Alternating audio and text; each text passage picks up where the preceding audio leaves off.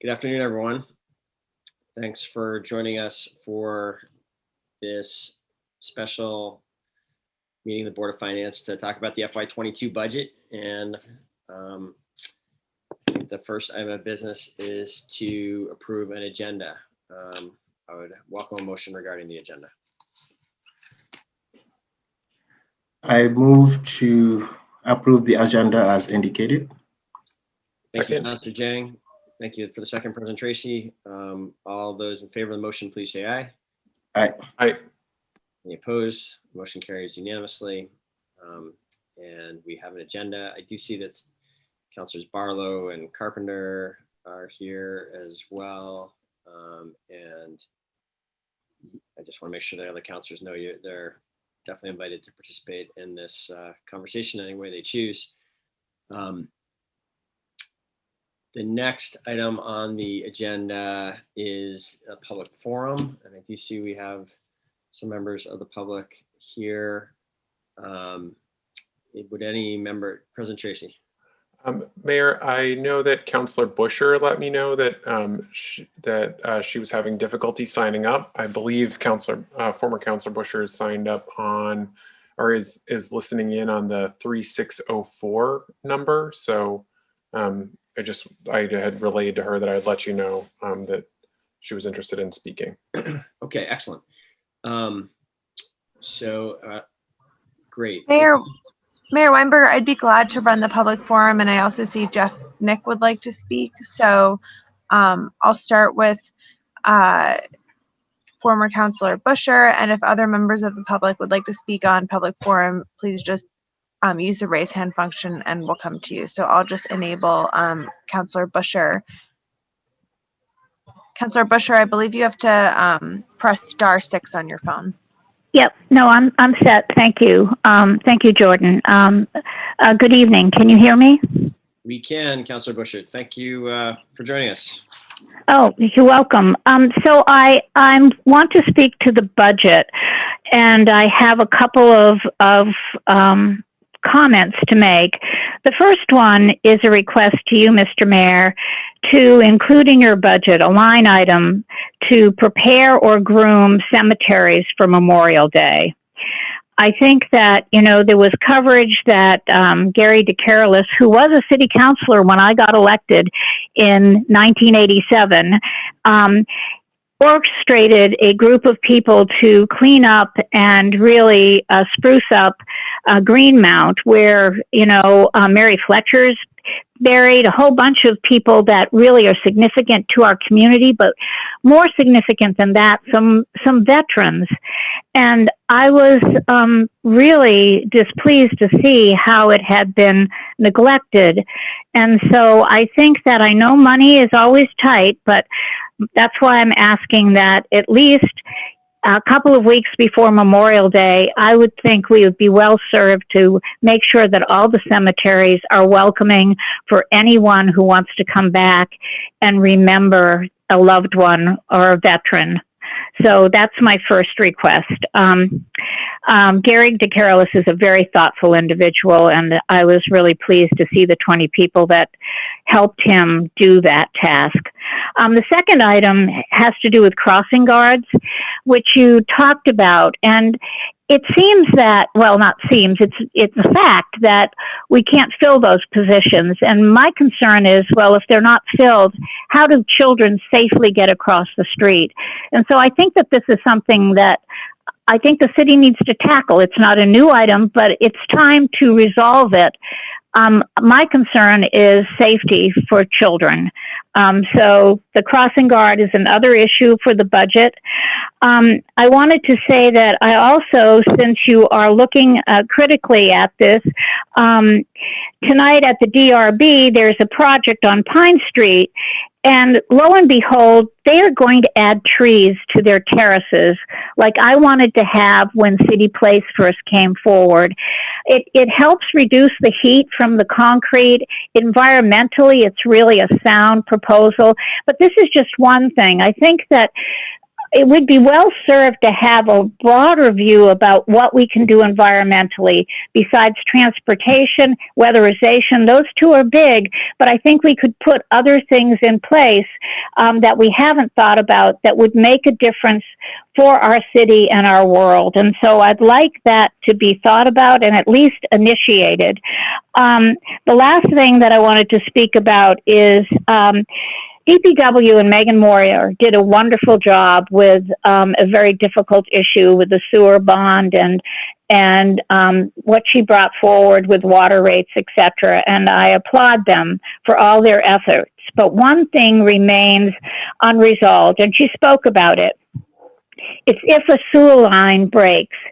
And this is far more costly than if a water line breaks. It's around $20,000 to $30,000, according to most of the people that have had this unfortunate experience. And it happens without. I know there's money in the budget to evaluate whether your sewer line's intact. It's about $250, but I still feel like there needs to be some resolution for a loan or a lien on the property, because some elderly people, and I'm getting there, can't afford that outlay of funds.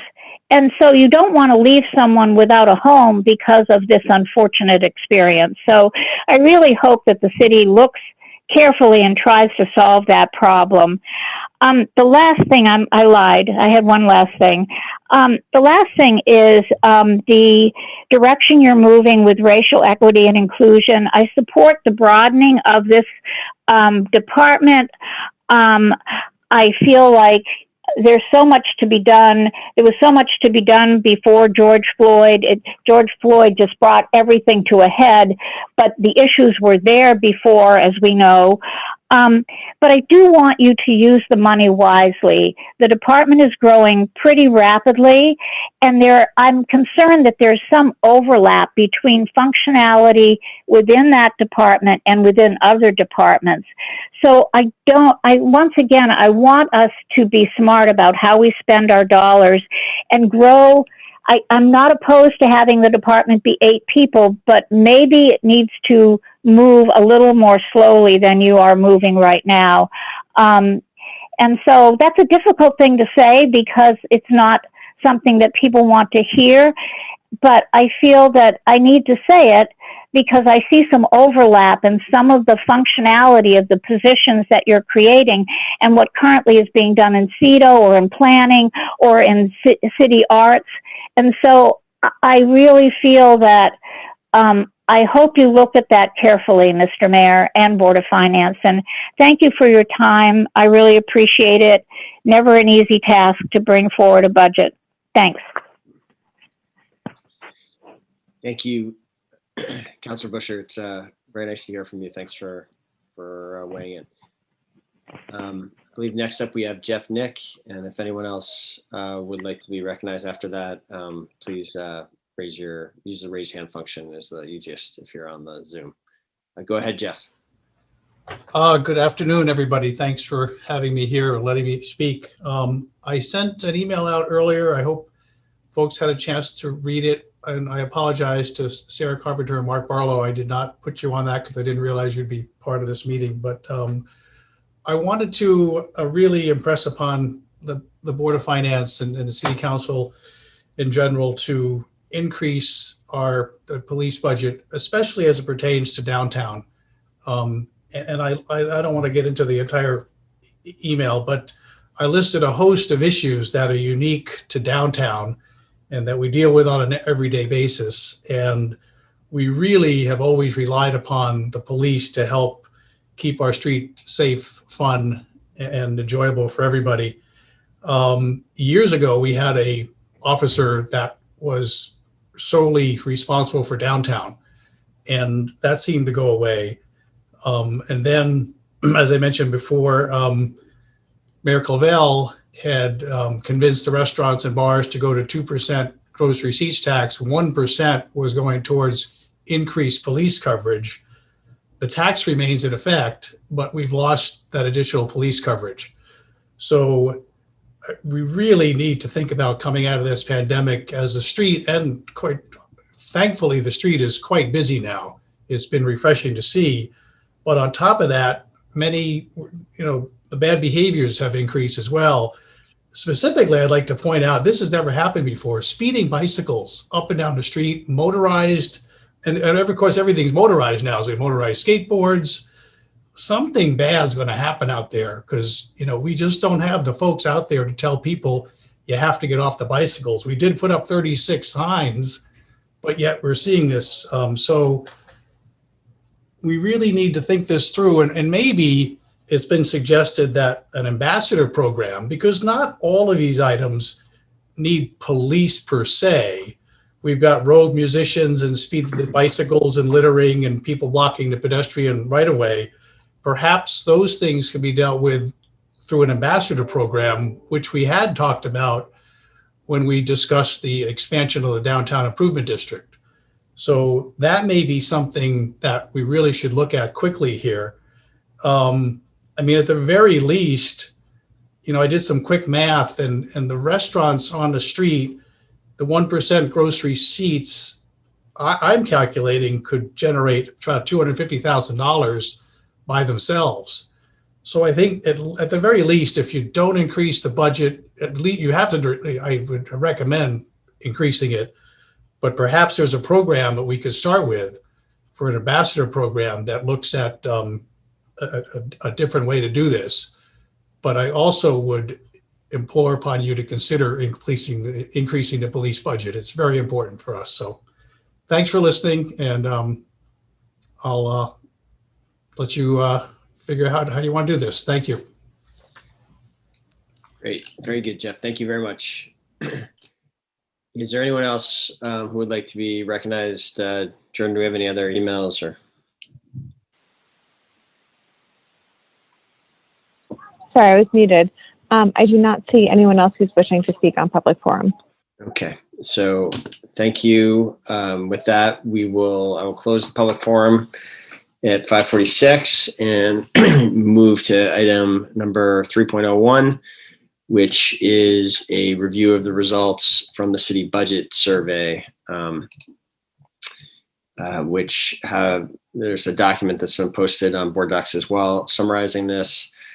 Over 800 people responded to this survey, which we initiated online based on conversations early in the budget process. And Catherine or Jordan, would one of you like to add any comments to the written summary?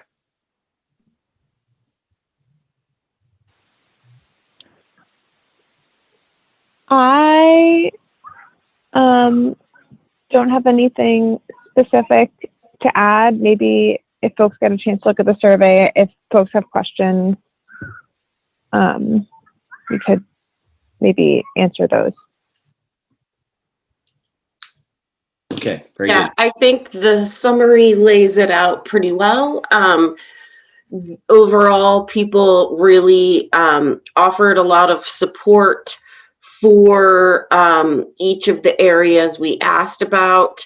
I think it is a useful snapshot. I'm glad that we got this feedback. We certainly, we put together a survey quickly. We take to heart the feedback about how it could be better designed for next year. But I think for an initial stab at this, we did very well. And we're certainly interested in how you have perceived it and any questions or comments you have.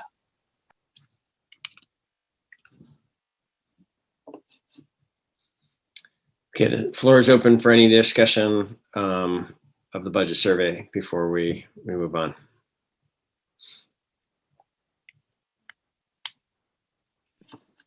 Okay, and I will come to you in 1 second, President Tracy. I do just want to make sure I see a couple other counselors have joined us, and the floor is, all counselors are invited to participate in this discussion if you're interested. President Tracy, go ahead.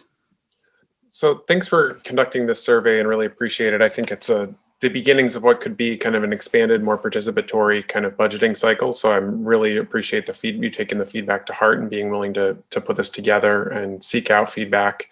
I'm curious as if there was anything that you feel like we need to respond to in order to change the budget coming out of this survey, like if there was something that challenged some of the assumptions that you all were making around the budget or some of the decisions. I'm not sure that there was anything necessarily that really stood out to me as being something that would change some of the decisions. I feel like it was largely supportive of some of the decisions of most of the decisions that were being made, but just interested if there are things that you feel stood out to you and that we should change as a result. Thank you for the question, President Tracy. Here are my thoughts, and I don't know, Catherine, if you want to add anything to this. I thought, so again, I will echo, I do think, so first of all, I think the comments that an optimal budget survey would be different are fair, and I think future ones we will kind of learn from this experience and have more time, and there will be improvements. At the same time, I do think you can. To me, I think you can read some conclusions into the data that we did get. Certainly, there seemed to be very strong support generally for the concept of returning to restoring services to kind of pre-pandemic levels. There was overwhelming support, it seemed to me, for investments in infrastructure. And I thought that was validating of the idea that we look to do that with these one-time funds. We can test that again before we finalize decisions about ARPA, but I thought it was validating of the limited use of one-time funds that we have in the current draft of the FY22 budget. It seems like the public was strongly there. There was, I think, it was notable to me that there did not appear to be quite as the reports for the equity initiatives were still supportive, and there was more. It was still supportive, but there was certainly a much larger not supportive response on those equity initiatives. To me, that was not, you kind of framed the question, do we think we should change anything as a result? I don't believe we should should step away from the proposed equity investments we've made. I do think it is a caution sign from the public that there are questions about these investments, and that people wanna,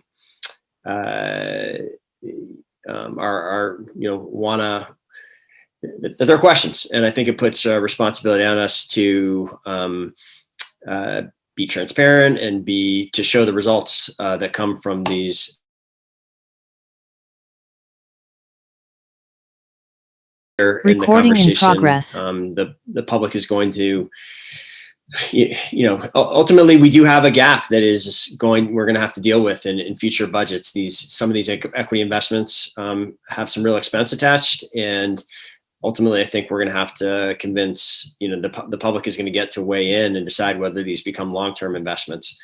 And so I think it's sort of clarity now at the beginning that the jury is still out, if you will, and that we're going to have to show the value of this. But that's a challenge that I think we should take on and proceed with.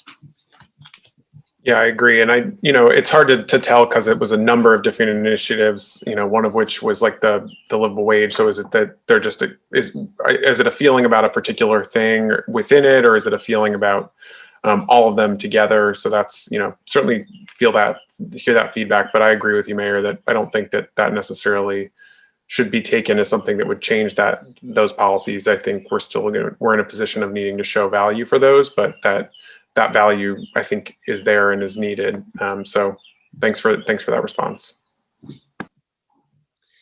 Catherine, did you want to add anything to that? No, thanks for asking, but I think you covered it well. And I did just want to echo what President Tracy said as well. Frankly, I went into this process with a little bit of a attitude of just being afraid that the public feedback might not be coalescing, or this could be an overly cumbersome process.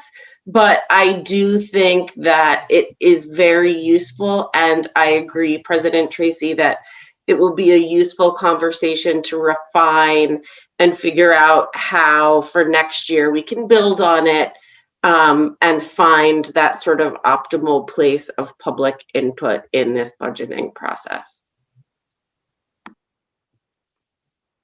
Just want to clarify that the official position of the administration towards a survey was not, but nonetheless. Would not be official. Nonetheless, I appreciate Catherine's point. And yeah, I think there was a lot of really thoughtful, I mean, we've done our best to pull out some representative comments and add that. A lot of people took the time to rate, significant comments, and it was, and it was 800 people responding to the survey. It strikes me as a very large number. So clearly there's interest in this. We're seeing a strong response to the police chief survey as well, which is one that we had, I think is a well-designed survey. We're expecting good data there. So I think we're, I think this season and COVID and these new tools converging, I think we maybe are growing as a city on how we use these tools. I know that the Talitha survey is out as well. So this, I'm excited about the potential for using these tools better in the future, and appreciate the input from the board and counselors really encouraging more of this kind of engagement. Thank you. Councilor Jang. Thank you, Mr. Mayor. So about the survey, I think we have to maybe think more, a couple of wards that responded better. In terms of representation, 4, 5, 6, and 7, I believe they had much responders. But I was just wondering from your perspective and Catherine's perspective, if you feel as if this is a success, knowing we are a city of over 40,000 people, at least 20 of them will show up to vote. But if 800 people only responded, do you feel that this is a success? And can we use this data to tell a story about where Burlingtonians are? I'm not an expert in, kind of the, I don't know, Catherine, if you have anything to add. I don't know how, we have an email list of about, I think this went to an email list of about 6,000 people. And then I think there's a larger population that also received communications about the survey through Front Porch Forum. I think those are the two main vehicles for transmitting this to people. We could look into, Councilor Jang, it might be interesting to sort of compare that kind of uptake rate. My sense is it's pretty good for when you email a mass group like that to have a sizable percentage, if I'm not sure 800 divided by 6,000 is exactly the right way to do it, but that's certainly, it's, maybe it's by 10,000 that got it through Front Porch Forum as well. It's, I think it's a significant response. You're never going to get overwhelming response to communication like this. So I thought it was a large number and was a sign of real interest. But happy to hear other views on that and think about what a target should be in future efforts. But I think for a first effort, it was a large number of people. I would simply add, it was not only our first year, it was also, we decided to launch this survey rather late in the process. You may recall we had a press conference and some of the press decided to push the survey, and some pushed other aspects of that press conference. And so I think we have some lessons learned, and next time I would work with our communications director to really build up to the survey, to say, the budget survey is coming and this is your time. And how do we reach harder to reach groups? One thing that we didn't have time to do this year, and we owned that we would definitely do next year, is having it translated into all the languages like we did with the police survey. That could have been a barrier. So the lack of time here certainly didn't let us have the full outreach that we would like to. But I agree with the mayor, given what we had to work with, it's certainly more feedback than we've ever had from the public. And I welcome all of your ideas about how we increase that next year. Thank you. Yes, I think, from my perspective and just someone trying to reach people, I think, the response was very small based on the city and of its size. And I also kind of, agree with one of the comments that stated that the questions were kind of misleading. To me, from my perspective, what this survey was intended to do is how do we use the ARPA funds? That's what I initially thought. Reason why I requested it, to just say these are a couple of line items that we want to allocate ARPA fund into, right? And just allow the citizens to rate which one they think are the more important for city's money to be allocated to.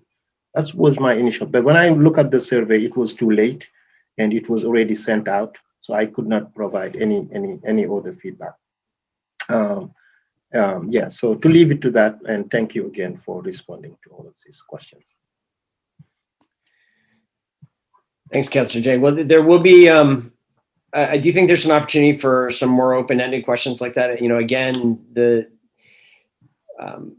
we embarked on this as the FY22 budget was coming into focus, and we have a charter responsibility to pass that this month, and there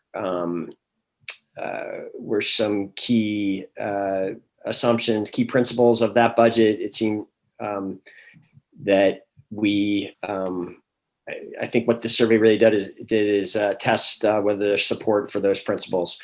I think as we look to the FY22, beyond the FY22 budget to what we hope, we'll see where we land, but we think there's going to be $10 to $15 million of the ARPA funds not committed yet or in that ballpark. There, I think we can start that process with a more open-ended, still not completely open-ended because there's limitations on how we can spend the money, but I think we can have a more open-ended question for the public about where they want us to put focus. So another opportunity is coming on this, and we'd like to have the council more included in the survey formulation on this next round. Okay, I'm going to, I'm not seeing any more hands at this point, so I'm going to move past the survey and move to the further discussion, 4.01, further discussion of the BPD budget. I'm not sure how much more is necessary. I've asked Chief Murad to be here. We have not gotten a lot of questions since Chief Murad's presentation. Was it just last Monday? But it is the part of the budget that has the greatest, certainly the most sort of moving parts to it, and had some significant, essentially new concepts in it. And then there was also some detailed questions that did come up in the presentation. So wanted to provide, just to remind people where we are in this process. We have one more meeting after tonight, next Monday, of the Board of Finance, where we will have the term of art we've come up with in recent years is that we will by that night produce the CAO's recommended budget, full line item budget for in advance of that meeting, and be talking about that as one of our agenda items next week. That will be the last opportunity really for discussion before we kind of attempt to incorporate all the feedback that we have gotten during the couple months leading up until now and produce a mayor's budget that will be submitted on the 10th or the 11th in advance of your meeting on the 14th. So this is one of the final opportunities for discussion. There's certainly opportunity, offline comments, emails, still very much welcome into next week. But we are getting towards the end of our ability to kind of react to your comments and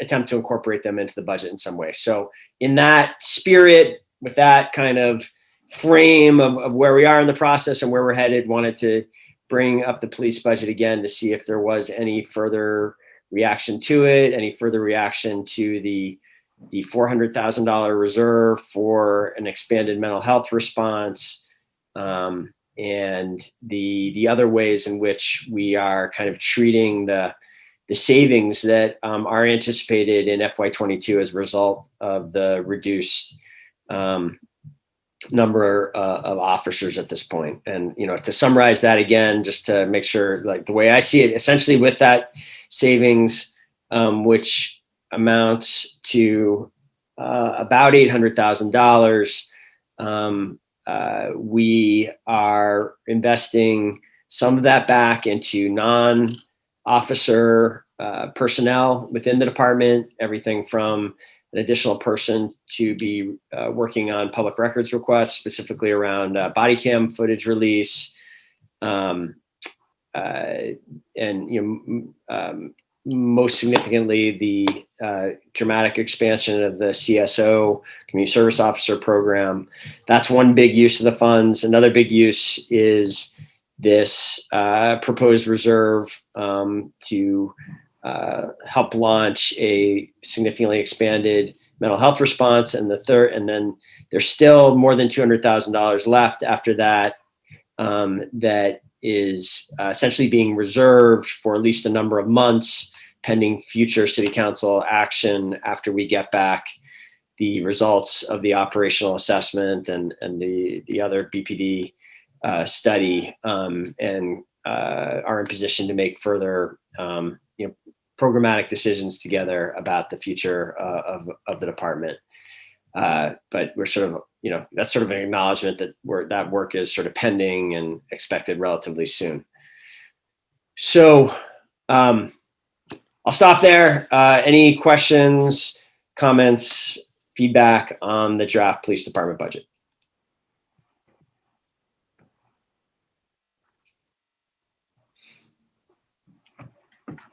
Councilor Jan, go ahead. Thank you, Mr. Mayor. This is not a question, but I'm just going to try to tie it with what we have heard in public forum from, I believe, Nick, around the ambassador program that were identified within the DID proposal, and was just wondering if that could be considered as part of the police budget, or will the role of the SROs play that role to provide safety downtown and also in the waterfront? Thanks, Councilor Jang. Chief Murad, would you like to respond to that? So we do not have an ambassador program in the budget as presented. If you're speaking of the CSOs, the SROs are our school resource officers, and they are not positions we will be able to sustain in the next year. The CSOs are the unarmed, non-sworn personnel whom we are hiring and will be training and then eventually deploying. I think the last I checked was today, and I believe we had 17 total candidates so far.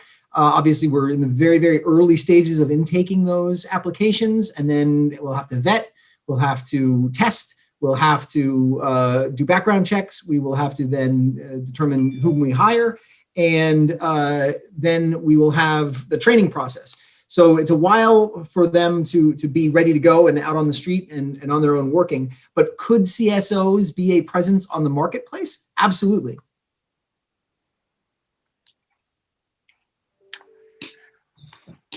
Thanks, Chief. Thank you. And anything else, Chief Murad, that you want to? Okay, I see a question from President Tracy. So let's go to President Tracy. Go ahead.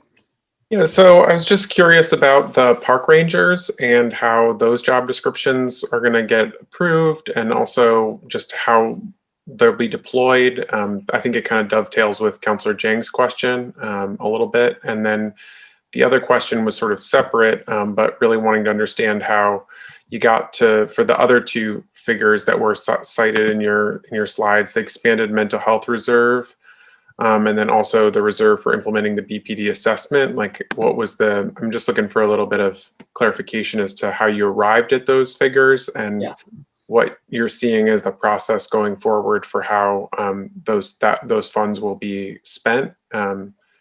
Great. Catherine, is there any chance we can pull up that slide that shows, that might ease the discussion of it? I think it'd be a good slide if we can pull it up from Chief Murad or the one. But while you're doing that, here's so the park ranger positions don't, well,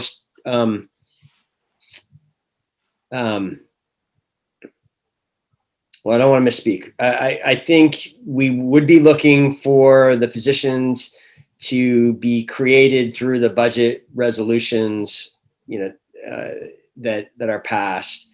I don't believe we have detailed job descriptions at this point, and so I think frequently, President Tracy, when we've done this in the past, the resolution often has created new positions, but before we actually hire for them, there's a additional step where we come back and the council weighs in on the job description and the financial scoring. So I think there'd be two sort of council involved steps. The passage of the budget, and then hopefully fairly quickly after that, approval of the job description and scoring. The position, and maybe Catherine, help me out here. I know you've had more conversations than I have with Cindy about what these urban park rangers would do. They would be involved in a kind of like, I think kind of like national park rangers, if you will. They would be involved in everything from helping people understand the parks, providing information, being kind of a friendly face in the parks, and being able to help out with help people understand what they're looking for. Oh, sorry to interrupt, Mayor. Also, I'll stop in a second. But everything from that to when rules do need to be enforced in the parks. Also, whether it's improper alcohol usage or fires that violate city policies or more serious offenses, they would be a first line of rule enforcement. Do you want to add anything to that, Catherine? Yes, I think that captures it. It's really some of the things that comments we've heard from citizens, dogs off leashes, some of the beach fires, things like that our officers don't have time to respond to anymore, could be handled by these park rangers. And they wouldn't be armed, right? No, definitely not. Okay, and are they going to have any sort of like CPR or medical training, carrying naloxone, like those kinds of things? Because I could see them being in a position where that might be valuable. I think that is a great point. I've not talked to Director White about that, but I think we should share that feedback with her. It may be already something she's thinking about. Okay, thank you so much. So now just to move to the other part of your question about kind of to dig into the numbers a little bit more, could you, my old eyes, Catherine, if you could expand on this a little bit. Okay. So,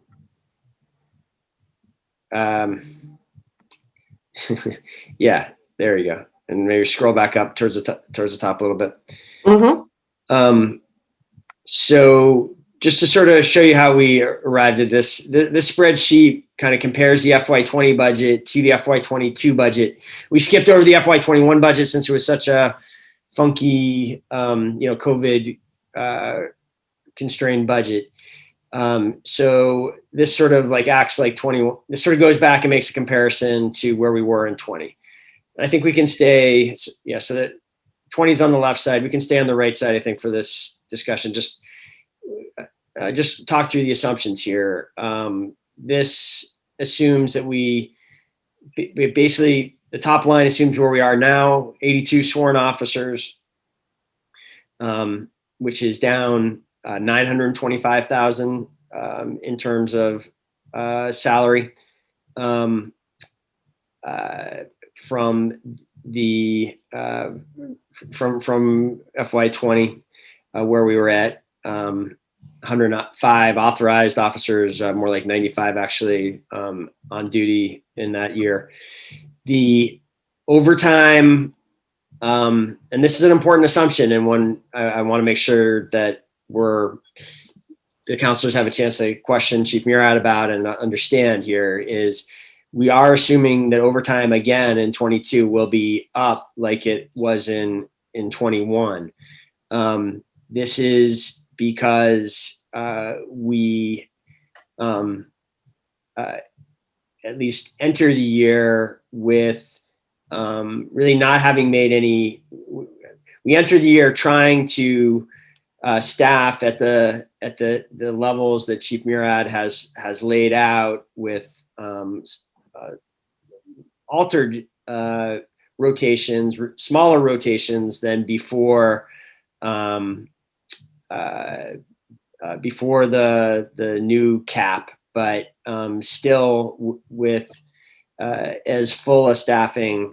I should probably let the chief explain this, but as full a staffing as is sort of responsible and reasonable with the number of officers that we have, and there will be significant use of overtime, more than our historic use of overtime, in order to staff those rotations at that level. We at this point, I think an underlying assumption is that we are still attempting. We have not made decisions as a city with the council about major areas where the police can be disengaged and no longer responding to these roughly 30,000 incidents, and so this is there. Basically, I think, and I'll leave it there, that there's an attempt to continue, a sense that we need to continue to respond to everything we have historically. So there is more overtime.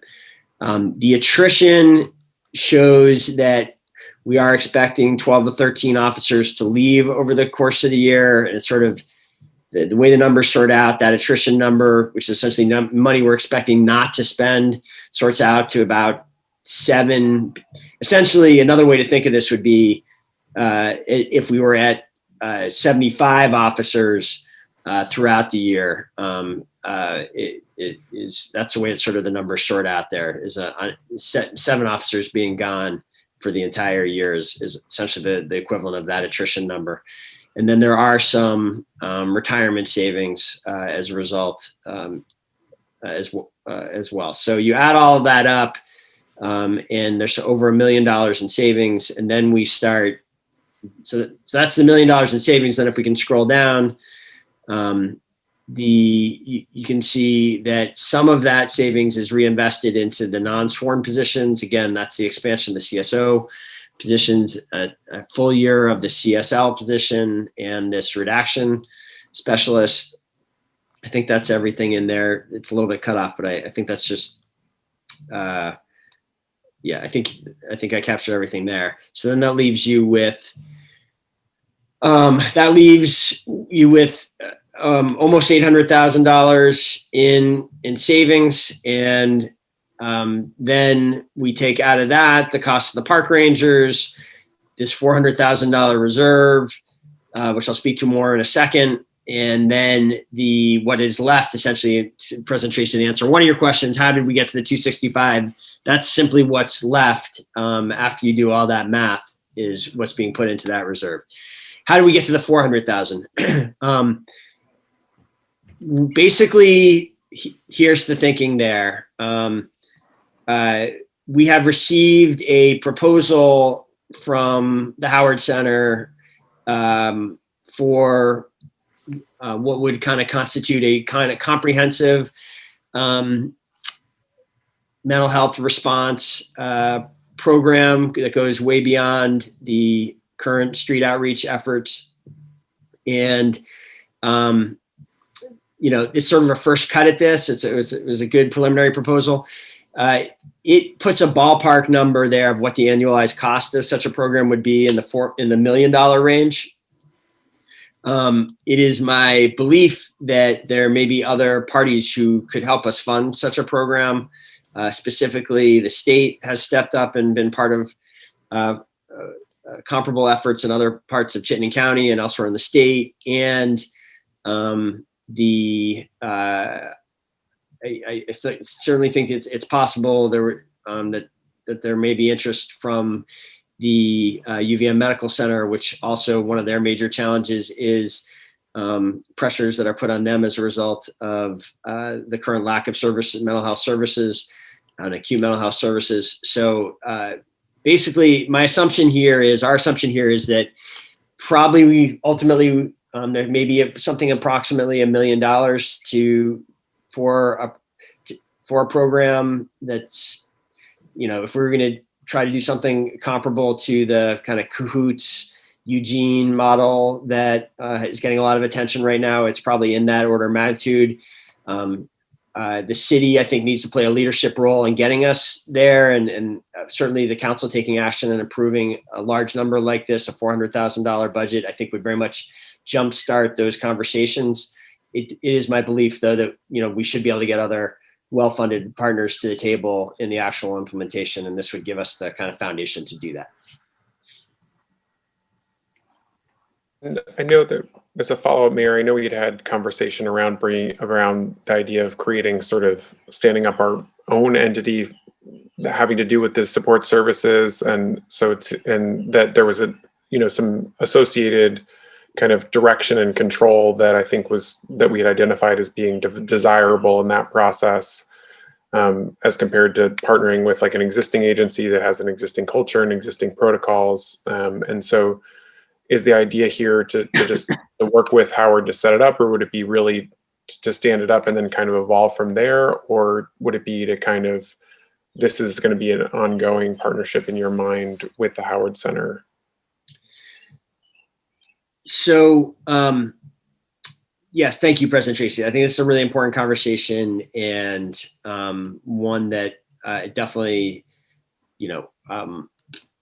looking to do this in partnership with the council, and as there's been conversations between us over the last year, and this tonight is sort of the next step in that conversation. I think it's going to be something we're going to have to keep working on together for a little while here. I am somewhat persuaded that it would be very hard for us to, I would say this, if we want to stand up a program quickly, I think the clearest route to doing that is to partner with an existing agency that provides mental health services. I think for us to create from scratch such a program would be very challenging, and that's certainly what we've had some internal conversations, and I think I'm representing the view of various people within the city that are kind of experts on this work, and thinking that it would be a hard thing for us to grow alone. We certainly, the Howard Center has given us this proposal and is eager to do the work. They've been taking some, I appreciate the initiative they've taken. They've hosted some community conversations, as you probably know, in recent months on this. They've certainly been thinking about this and are signaling that they would be interested in partnering with the city in this. Something we will have to grapple with, and I don't think I we're not prepared to make a decision tonight or to make a full recommendation tonight, but a decision that certainly the administration and the council will have to make together in the coming weeks. Certainly, I think would be the first order of business as soon as something like this is approved, is to decide whether we are just going to try to negotiate some kind of new contract, new relationship, MOU with Howard, or whether we really should be putting something like this, which is a major expenditure and is out to some kind of competitive bid. And either way, I think the city should really do some hard thinking about what we're looking for in this program, what we want. If we're putting this kind of money into this, I think, we really want something that, I think we really want to be very intentional and self-conscious about the kind of program we want to see created here. I have been in conversations with some community leaders about this work, and they're eager to partner with us and help, kind of inform either an RFP or a new contract. And so that's sort of where I see it now. I think there's urgency to set this up. I think it'd be very hard to do on our own. I think we do have a question of RFP versus sort of an expansion of the existing street outreach agreement we have with Howard Center. And I'm at this point undecided about which way I would recommend. Okay, well, thank you for laying that out. I certainly appreciate that explanation, and I'll think about that kind of RFP versus partnership. It's really helpful to have that additional context, Mayor, just as we try and build this out. I'm not sure, just an immediate reaction, that just a straight expansion of the street outreach makes sense. I feel like we're looking for something that maybe has a little bit more of a multifaceted kind of approach to it than the current street outreach model. So I think everyone agrees with that. No one's suggesting it's just sort of an incremental addition to street outreach, but it sort of, there is that existing relationship, and it would be kind of an expansion, kind of building on that, is sort of what I meant by that. But I think everyone involved really thinks there's an opportunity to do something quite different here. And I do just want to say the council will have a formal role in this, whichever way it goes. Either you'll be approving an RFP in some form, or there's contracts to approve and whatnot. So I want councilors to know, like, certainly the council is going to be very engaged in this. Okay, great. Thank you. Councilor Jang, go ahead. Thank you, Mayor. I mean, I do believe that I am in total agreement with you about the $400,000 being allocated to an existing organization providing this service. I think one thing that we need to ensure is on the MOU, because between the city and that organization, we clearly outline that we want to pilot investing in such a critical need in the community. And I think, what Councilor Tracy is talking about in terms of a different agency that could provide safety, and also all the CSOs, the park rangers, what number community members will need to call. I think we need to start the conversation now to find someone that can definitely start to support the city to think about whether or not it is a need to have a different agency and how it's going to look like. I am in complete agreement. We want to pilot this with Howard Center and see the outcome, while also providing critical data collection in this investment. I think would be key. If we're done with this, maybe I have a different question. Go for still the police, Councilor Jang? Yes. Okay, go ahead. Go with your question. Yep, and it's for Acting Chief Mirat, and was just wondering about the CSOs and also the attrition. It seems there is 13 or 14 people or 12 will be leaving within the FY 2022. I was just wondering about the hiring of the CSOs. You mentioned there is 17 already, and can you speak in confidence that if we hire at least 20 and we lost 13 new sworn officers, will this police still have the capacity in responding to some calls that are criminal and that are not criminal? So thanks for that question, Counselor. But to clarify a few pieces of it. So the reason we're calculating attrition at 7 is that that's what we can reasonably assume will happen. There are officers who may be eligible to retire. There are officers who we may expect to resign or leave for other opportunities. But until those things happen, we can't really know that they're going to happen. So we're factoring in this idea, as the mayor put it, of saying that we go from the 82 at which we were on April 1st to approximately 75 by the end of FY 2022. So that's the 7. The whole, the idea that works out to the whole year cost.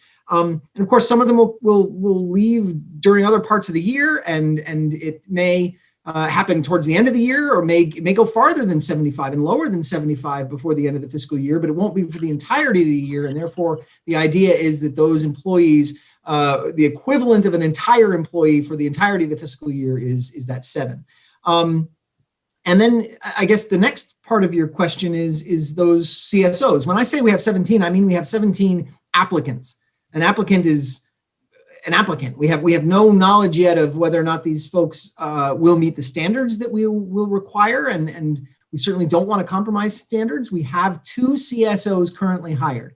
They are important members of this department, and they perform important functions already, but we put them through their paces when they were hired. And they are people that we vetted carefully and then did background checks and trained. And so we've got to do that again with all these. So the 17 applicants by no means is 17 hires.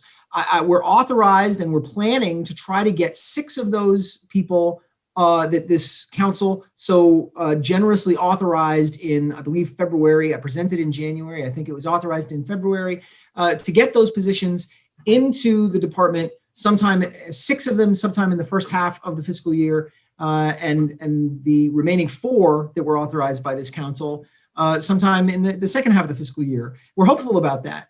And the fact that we have 17 candidates, or at least, applicants, they're not candidates yet, they're applicants, and that those 17 applicants or 16 applicants, that's good news for us. It certainly speaks well of the desire that's out there and the interest that's out there, but we may get 6 of those individuals, we may get 2 of those individuals, we may find 10 of them to be terrific candidates and have to sort of push 4 of them off until the second half of the fiscal year. We don't know yet. What can we do with them, I think was the third part of your question. And that is, we're very hopeful that we will be able to offload certain kinds of services that are currently performed by police officers and that police officers currently do not have the capacity to perform. We do not have the capacity to meet all of the needs that are coming from our constituents. The public asks for us, and there are times when we are not able to respond. That is why I implemented the priority response plan, to prioritize the responses to which we always must respond. The others will be responded to when time allows, when staffing allows. Are the CSOs going to help with that, to minimize the number of instances in which we are unable to respond immediately? I'm hopeful that that's the case, but I'm not certain about it yet. We're going to work on that. And so, one example is this: as we look at staffing for various kinds of events, in the past, we've had as many as 64 officers staffed at July 3rd events. And right now we are looking at about half of that.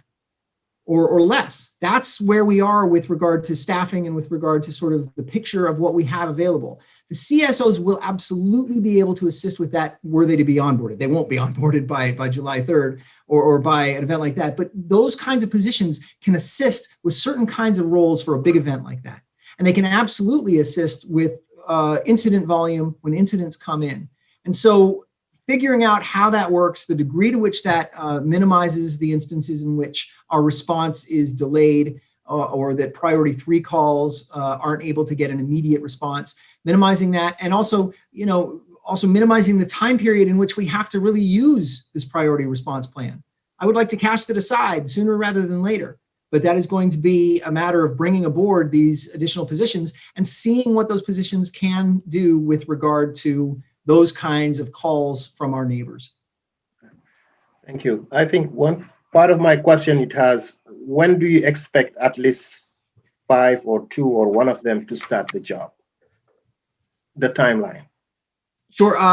So in the memorandum that I prepared for you all in January, I discussed that timeline as being something that really was going to be a matter of the fiscal year 22.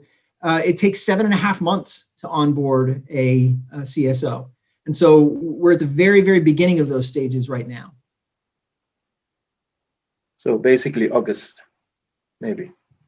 No, 7.5 months from where we are. I mean, we're at the very beginning of that 7.5 month period of vetting and training and rather vetting and hiring and training. Okay. All right. Thank you.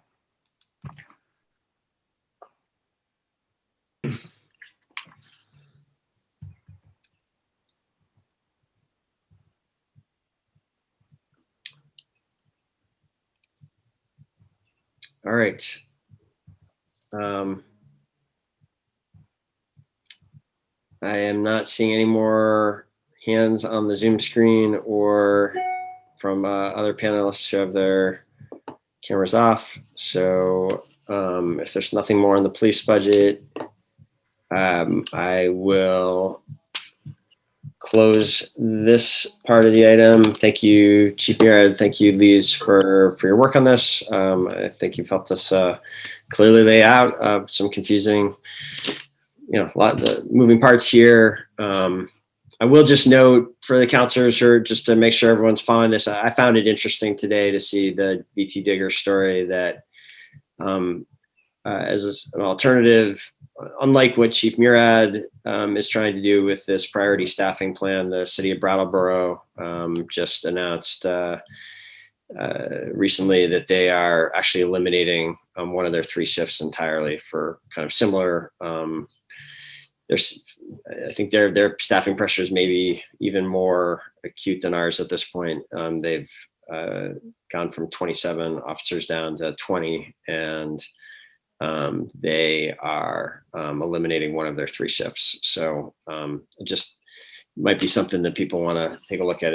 You can seeing this, that we're not the only city grappling with these kind of issues. And I appreciate the way Chief Murad is attempting to manage this. So thank you. And we'll close that item and move to number 5 on our agenda, which is any additional feedback or discussion on budgets.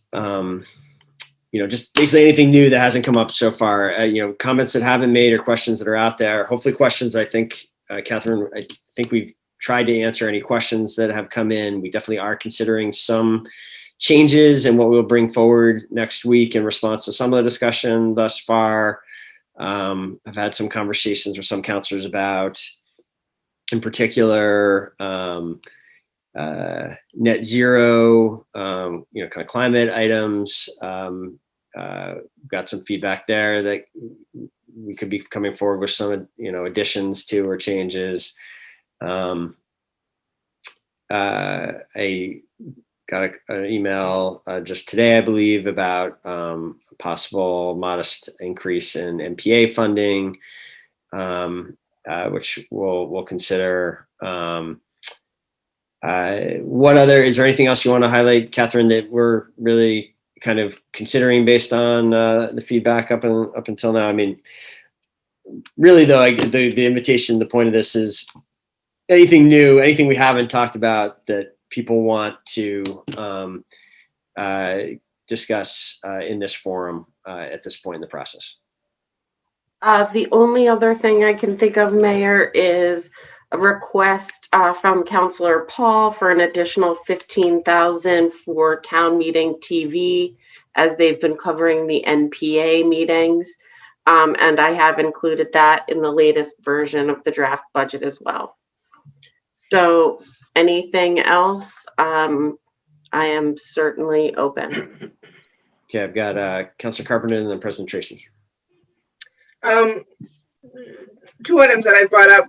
There's been conversations back and forth with Catherine and others about work on accessibility in the city, accessibility features. Most of that, or some of that, would be capital intensive and may not be built in this year's capital budgets, but I'm inquiring, will that be an opportunity with some of the ARPA money to look at some of those issues as we go forward? I mean, in particular, in my neighborhood, the accessibility of Letty Beach has become significant. So I'm just inquiring about how, though, that might be brought to the top of the pile and whether ARPA is a forum to do that. So I don't, correct me if I'm wrong, Catherine, I don't think anything in ARPA has like specifically called out accessibility investments as like a priority funding item under ARPA. There are certain, and in fact, it's somewhat restrictive, the language in ARPA about, the only sort of clear green light for infrastructure investments, like literally in the legislation, is around water infrastructure and Broadband. And broadband. That said, one thing that we, it is my hope that we have a fair amount of discretion and flexibility in our ultimate ARPA decisions, because ARPA does allow reimbursement for revenue replacement for lost revenues. And we do have millions of dollars of lost revenues in the last 2 budget years, and likely this upcoming budget year as well. So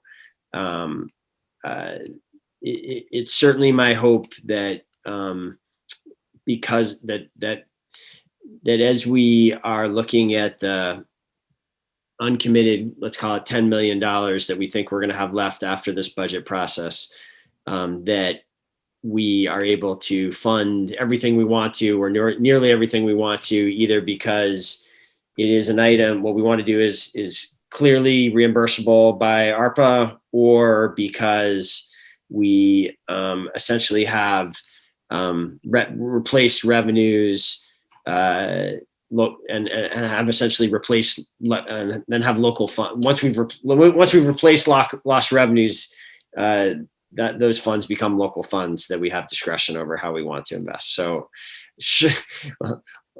long way of saying, I am hopeful we will have a fair amount of discretion, and it does seem that, I think clearly capital investment, one-time investments is a high, is something that it's definitely one of our principles that it is supported. And so I definitely think there's going to be opportunity for that discussion, as we move beyond the current budget into the next phase. Thank you.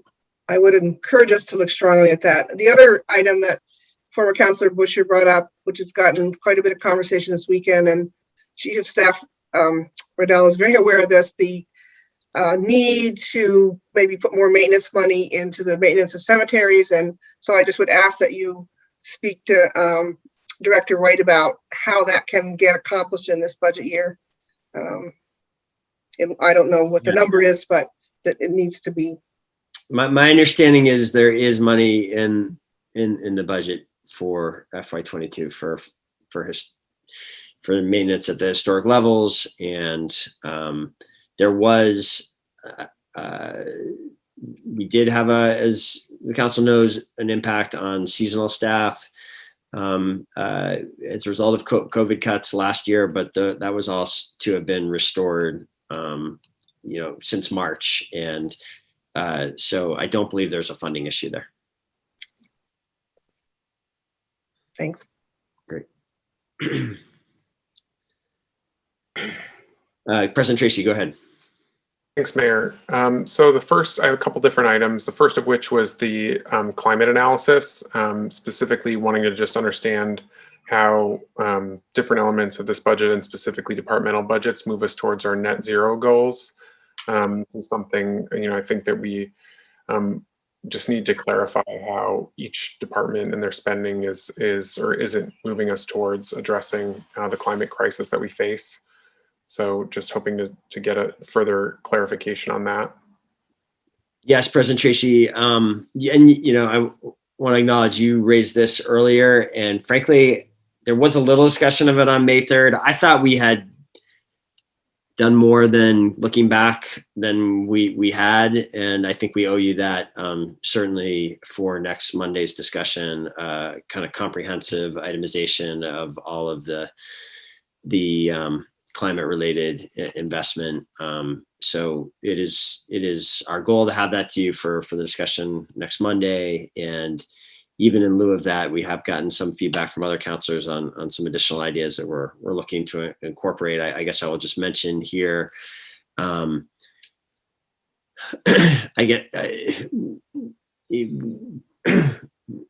certainly something that would help our future fleet electrification efforts of the city fleet would be the addition of several fast charging stations at different city-owned properties. And that is something that, it will definitely make the implementation of, this is coming, and this might be a good opportunity to do that. So we're exploring that either now or in the kind of, the next stage of the ARPA budgeting. But I think that is consistent with ARPA financing that kind of investment. Not certain about that.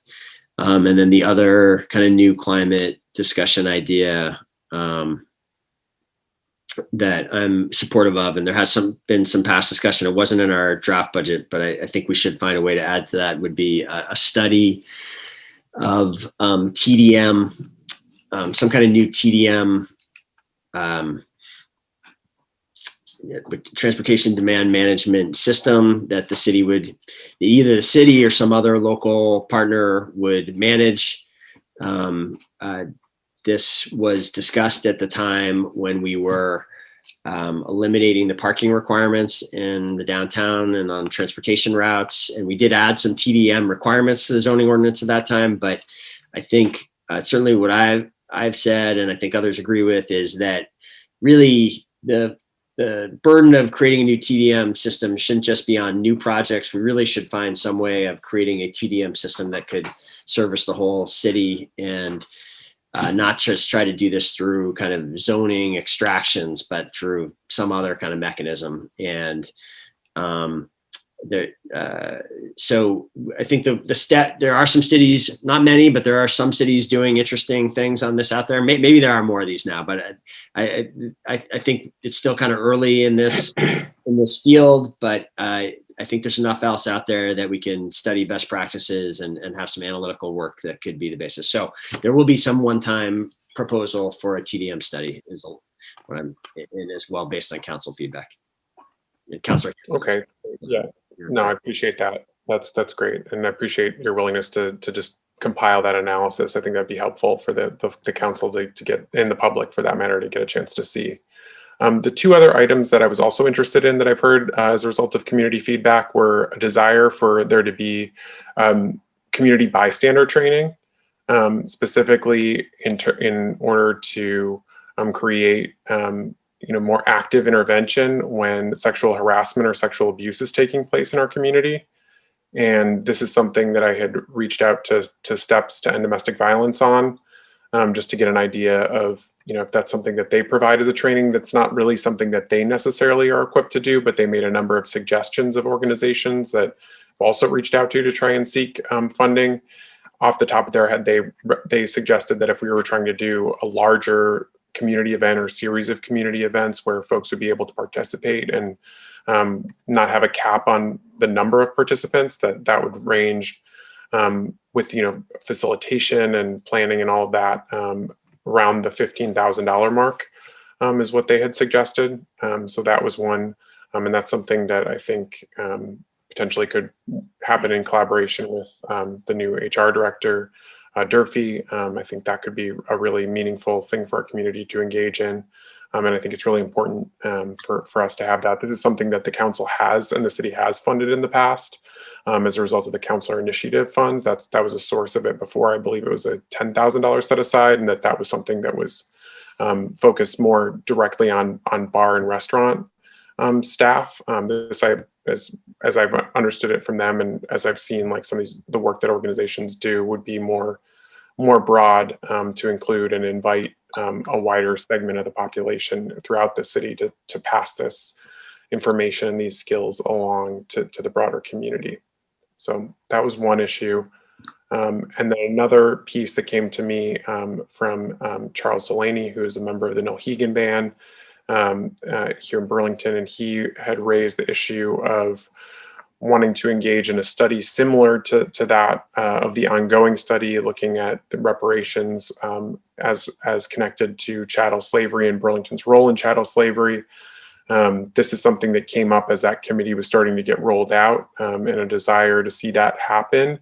I think rightly, the task force felt that they really needed to squarely focus on Burlington's role in chattel slavery and not look into these other issues that have to do with the lack of compensation for resources that were taken, whether they be land or other natural resources, from Native peoples in the Burlington area over time. And so this was something that Mr. Delaney had brought to me as a potential proposal for the city to engage in, trying to get an understanding from him as to what that would look like. I've suggested something similar, at least in terms of structure, to the current ongoing task force, because that seems to be working well. But it does seem like an important endeavor, and it does feel as though if we're doing that we should be engaging in this work and really taking a meaningful look at this as part of continuing to better relations with Indigenous peoples in Burlington and more broadly in Vermont. Thank you, President Tracy. I appreciate you also sending an email on this second item earlier in the last couple of days, I believe. And I'll definitely review that and take your points here under advisement, and certainly understand where you're coming from on the community bystander training. And thank you for doing the legwork of finding a budget figure. So let me talk with Catherine further and point it. Yeah, and I believe that Mr. Delaney was just looking for a similar funding allocation as to the existing reparations study. Okay. Thank you. Are there further issues councilors would like to raise at this point? Yep, one. Yes, this question, I think I brought it up last time or one of our meetings, and it was specific to the condition in which Franklin Square is in right now. And I don't know if Mr. Mayor, you had a chance to connect with DPW to see what is possible for at least this upcoming fiscal year.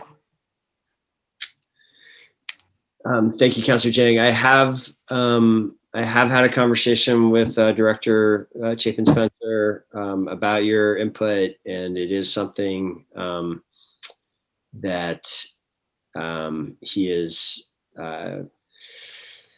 I know he had some reactions and comments on, and is doing some work on. I'm not sure I don't want to speak for him here, but I know we owe you a response on that. And thank you for the reminder. We'll make sure that there is, make sure that your comment there gets factored into the budget, and that you get a fulsome response to that. Thank you. So the other question is specific to the significant budget increase FY22, the document that Catherine shared with people.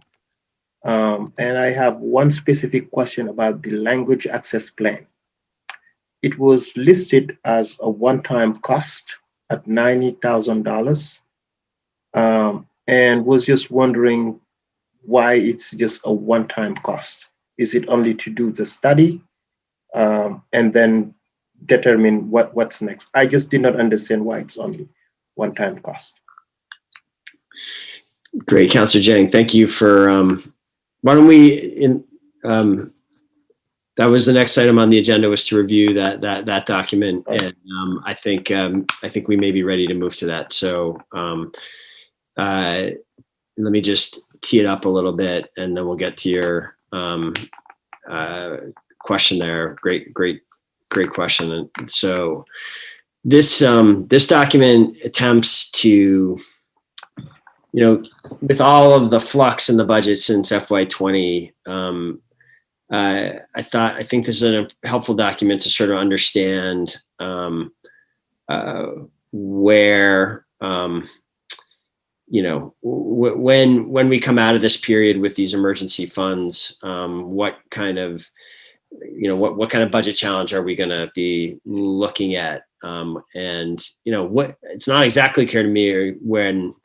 It's not obvious to me when we're going to come out of this exactly, by which I mean, certainly FY, the one choice we will have to some degree is when we kind of sit down to figure out how we're going to use all the ARPA funds, is whether we want to continue. We can use these funds for as late through calendar year 2024, I believe.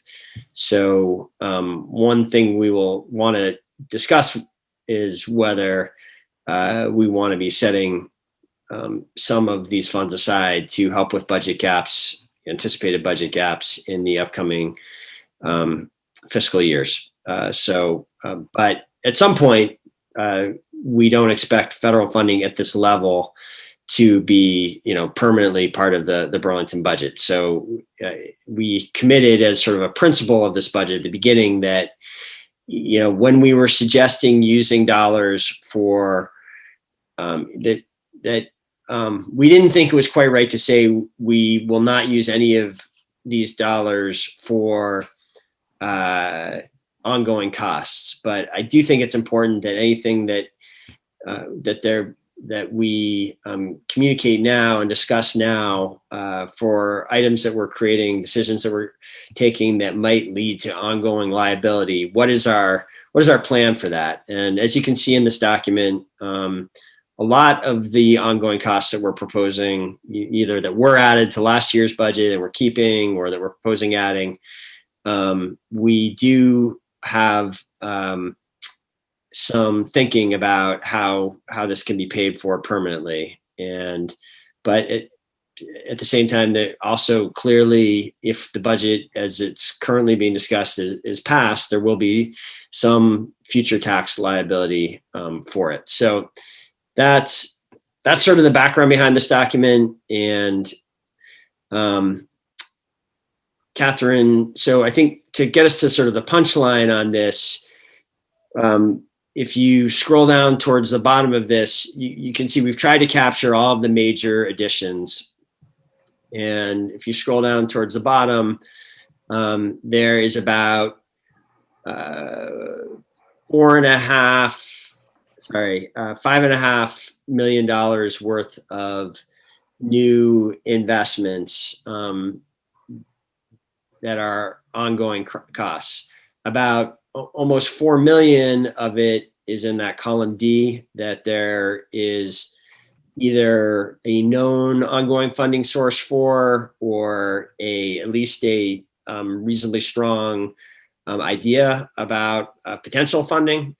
About 1.6 million, we don't have. I think it's at this point we don't have a lot of confidence that we're going to be able to find some kind of non-local funding source for that. So, and a lot of these are the equity initiatives. So I think we should be clear-eyed about this, that if we are going to be making equity investments at these levels, ultimately there is going to be some local cost to that, although that may be something we can avoid. Certainly for the upcoming year, we're not proposing a tax increase for this.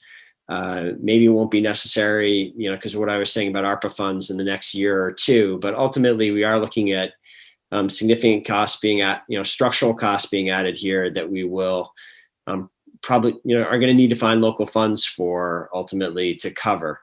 There is some uncertainty about that in that I do think the relationship between the federal government and local governments may be shifting back towards, where it once, back in the direction, at least the pendulum may be shifting back towards us getting some significant federal funding for various local needs. And we'll certainly be watching carefully. I know racial justice is a major priority of the Biden administration's.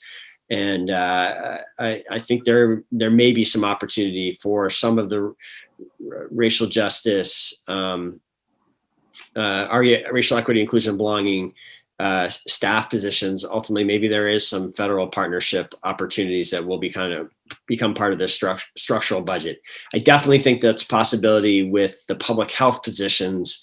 I think coming out of the pandemic, there may well be an opportunity, and we're watching this very closely, to get federal funding for local community health positions going forward. So that's one of the things that we put in column D, is that possibility. If you were to scroll back up, we don't have to do that, but that's what this document does. It lays them out into those two different areas. And I hope the council finds that helpful, and welcome any reactions to that. In terms of, I'm a little confused by this too, Catherine. Are we really spending $90,000 on an assessment, or I thought this was the implementation? Yes, it is perhaps confusingly worded, and I apologize for that. But there has been a lot of input, and there were kind of two requests. There was an initial $40,000 for the language access plan from Brian, and that was based on some analysis that he had done. And then there was an additional $50,000, and I think that's the assessment piece of what needs to be happening moving forward. Then there was an additional $50,000 request from Director Green, and that was for bringing sort of all of our key city documents for the public up to a base standard in terms of translation as a one-time cost. Of course, there will be ongoing costs as we continue to roll out new things, but sort of a one-time investment. So there is a thought that $90,000 may not be enough moving forward, but we're not sure what we're going to need. So I put that in one-time costs simply because that's what we know for this year, and we'll have new information after this year. Thank you, Kat. Not because we're not. So if that's too confusing, because we will have ongoing costs, I'm happy to move it. As the mayor and I were discussing today, some of these are very nuanced. So it's not to signal that we're not going to continue language access. It's just that we don't know what that cost will be moving forward or what that will look like. I hope that's clear. Thanks, Catherine. That is helpful. Let's talk about it more before we finalize that number. I don't know if you have anything else you want to, any other reaction to that, Councillor Jang? I think it's clear. Thank you. Great. Any other thoughts, reactions to this document? And again, I want to acknowledge, I think this got posted today. So, and we're not really doing a comprehensive review of it now. I would welcome counselors, if they do have an opportunity to look at it further following tonight, please, doors open for email, questions, feedback on this as well.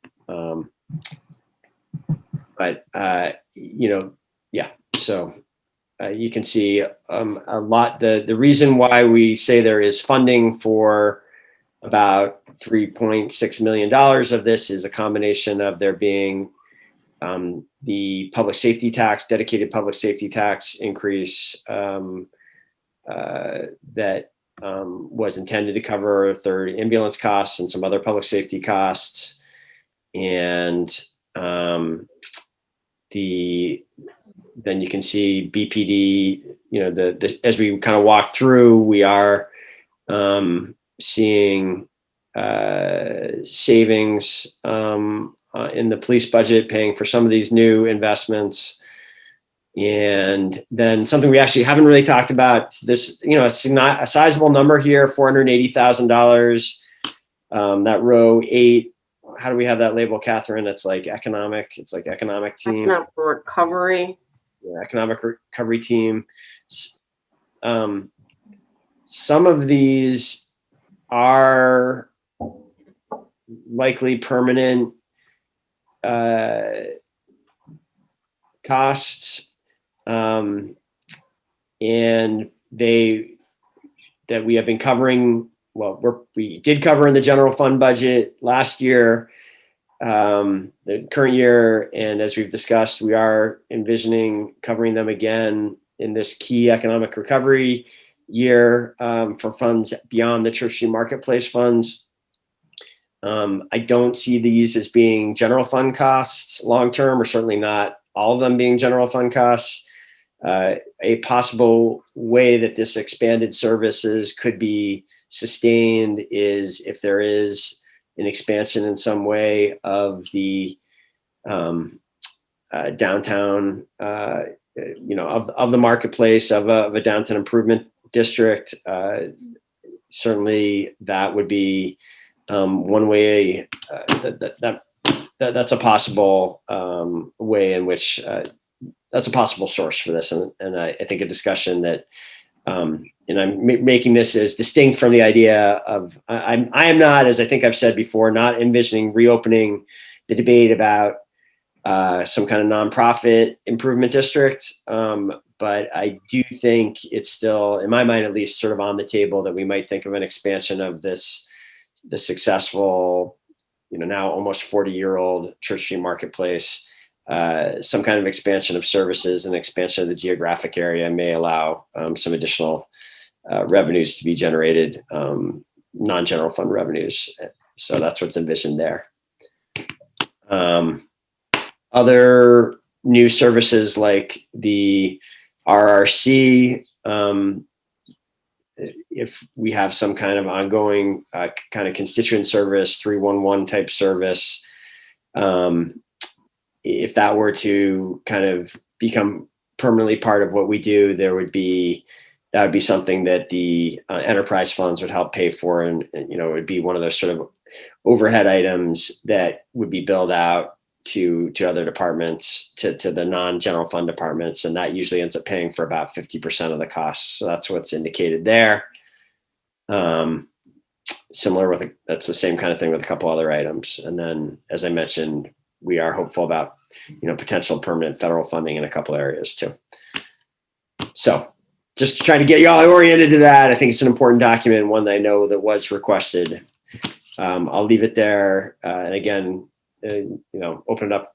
Are there any more? This, I think, pretty much the end of our presentation night. So open it up one more time for questions on that document or anything else that the council would like us to be thinking about at this point.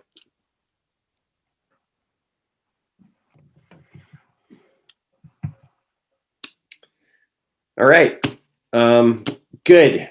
I, again, welcome any feedback on that offline. Catherine, do you have any final thoughts before we close out tonight? No, I think that covers it. Thank you so much. Great. Yes, thank you everyone for spending an extra evening on this. We will look forward to further discussion as we kind of head into the home stretch here on the budget next Monday night, and look forward to resuming the conversation then. Take care, everyone. Have a good week. Thank you.